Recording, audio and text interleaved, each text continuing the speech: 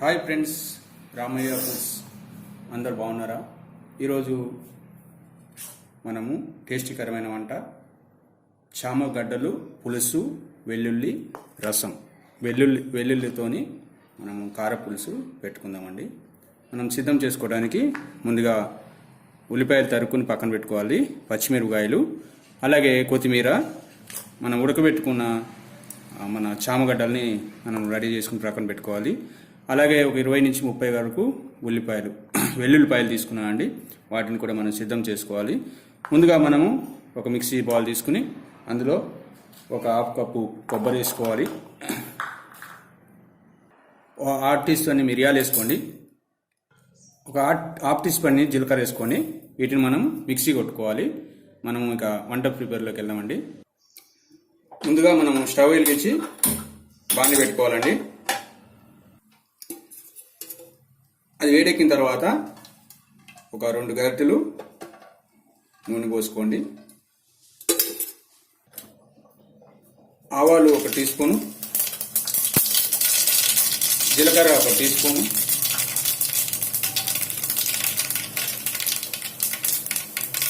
ఎండుమిరపకాయలు 2 వేసుకుని మనం తరిగి పెట్టుకున్న ఉల్లిపాయలు కూడా వేసుకోవాలండి. పచ్చిమిరపకాయలు కూడా వేసేసుకోండి. ఇప్పుడే వేసుకుని తిప్పుకోండి ఒకసారి.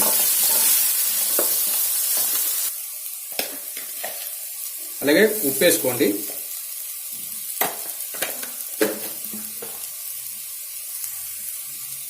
ఒక హాఫ్ టీ స్పూన్ పసుపు వేసుకోండి,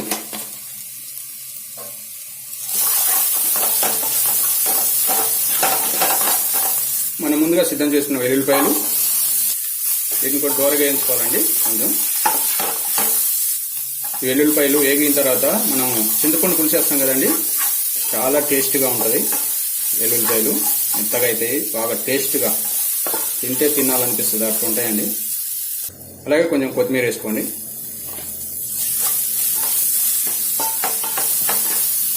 అలాగే 2 టీ స్పూన్లు కారం కూడా వేసుకోండి. అలాగనే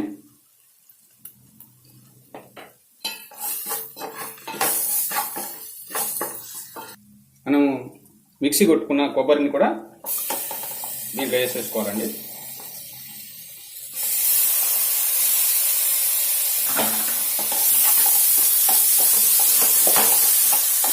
మనం తొక్కు తీసి పెట్టుకున్న చామగడ్డలను కూడా ఇందులో వేసేసుకోవాలి. అండి, నేను ఒక పెద్ద నిమ్మకాయ అంతా చింతపండు తీసుకుని గుజ్జు తీసి ఇందులో వేసేస్తున్నాను అండి.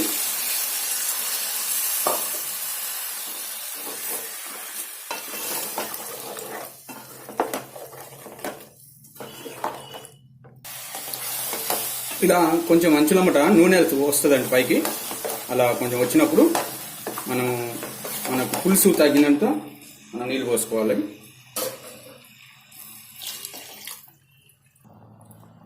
ఉప్పు కూడా సరిపోయిందో లేదో ఉప్పు కూడా ఒకసారి చూడండి.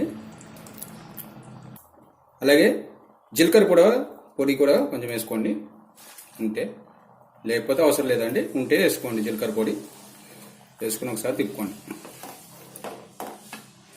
అలాగే కొంచెం కొత్తిమీర కూడా వేసుకోండి.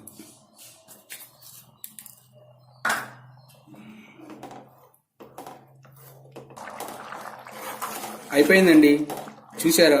చామగడ్డ వెల్లుల్లిపాయలు పులుసు, చామగడ్డ వెల్లుల్లిపాయలు పులుసు అండి. చాలా టేస్టీగా ఉంటుంది, ఎందుకంటే దీంట్లో కొబ్బరి వేసాము కనుక, మిరియాలు వేసాము, ఎంతో ఘాటుగా, ఇంకా తింటే తినాలనిపించే అంత టేస్ట్గా ఉంటుందండి. చూడండి ఎంత చక్కగా గ్రేవీ ఉందో. ఇంకా పులుపుదనము ఆ యొక్క చామగడ్డల్లోకి వెళ్ళింది, ఆ వెల్లుల్లిపాయల్లోకి వెళ్ళింది కనుక మీరు కూడా ట్రై చేసి చూడండి. వీడియో నచ్చిందా?